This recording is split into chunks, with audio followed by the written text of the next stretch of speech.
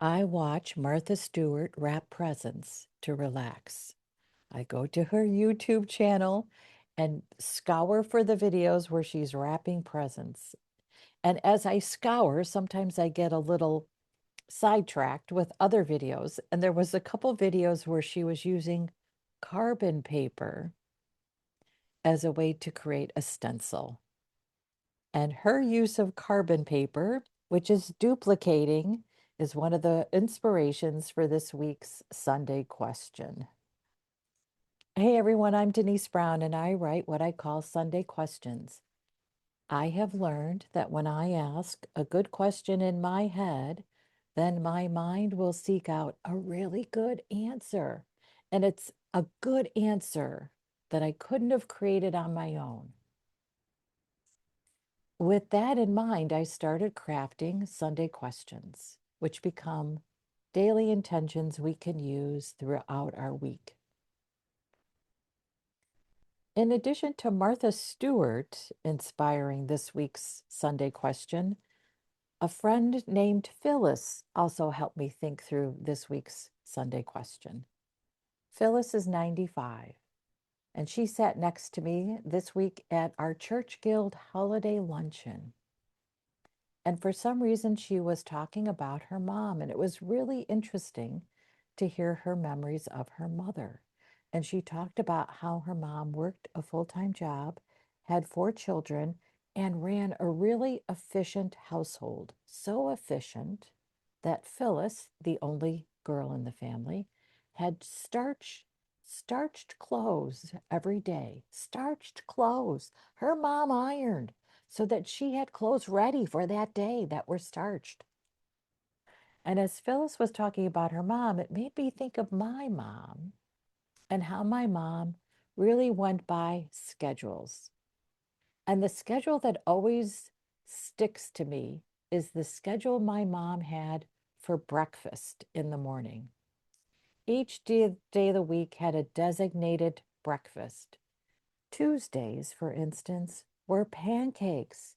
Every Tuesday, there was pancake batter ready for us. As we got older, we made our own pancakes, but there was always the batter ready for us. She went grocery shopping every Thursday morning at 7 a.m. That's when the deals started. So she would go before work. She would drop my dad off at the train station, stop at the grocery store, do the grocery shopping, come home. We would help her unpack. And I would love to say we helped her unpack with a smile on our face and laughed and enjoyed the chore of unpacking the groceries. But no, we weren't. We grumbled, complained. Oh gosh, terrible. Anyway, my mom was great with scheduling, duplicating her schedule. Okay, so this week's Sunday question is, what can I duplicate? And here's what I wrote for you.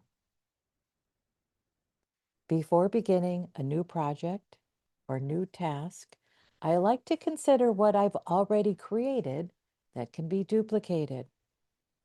If I can duplicate and then tweak, I save myself a ton of time. Here's what we can think about duplicating.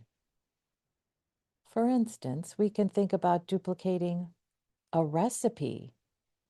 So we keep the same staples on hand that can make versions that taste different but include the same process, like a sheet pan meal, or ingredients like herbs and spices that work well with either chicken or pork. We could duplicate a schedule so that each week runs on the same rhythm, like Meatloaf Monday, Taco Tuesday, Chicken Wednesday, Stew Thursday, and Pizza Friday. You also get to eliminate that awful question that others will ask, what's for dinner tonight? You could duplicate a system for family functions that runs well because each family member has the same responsibility. Everyone is comfortable and confident contributing to a successful event. You could consider duplicating a creative process that involves the same steps but delivers a different end product. For instance, you nurture the same kind of environment every time you create. Sticking to the same schedule like early morning, playing the same music, and enjoying the same coffee. What you produce may differ every time. Some days you may write, others you may garden, and other days you may simply direct your own daydream. To remind myself and you that we can duplicate to save time while also enjoying a different outcome, we can ask ourselves this question to begin our day. What can I duplicate? What can you duplicate? I'd love to know.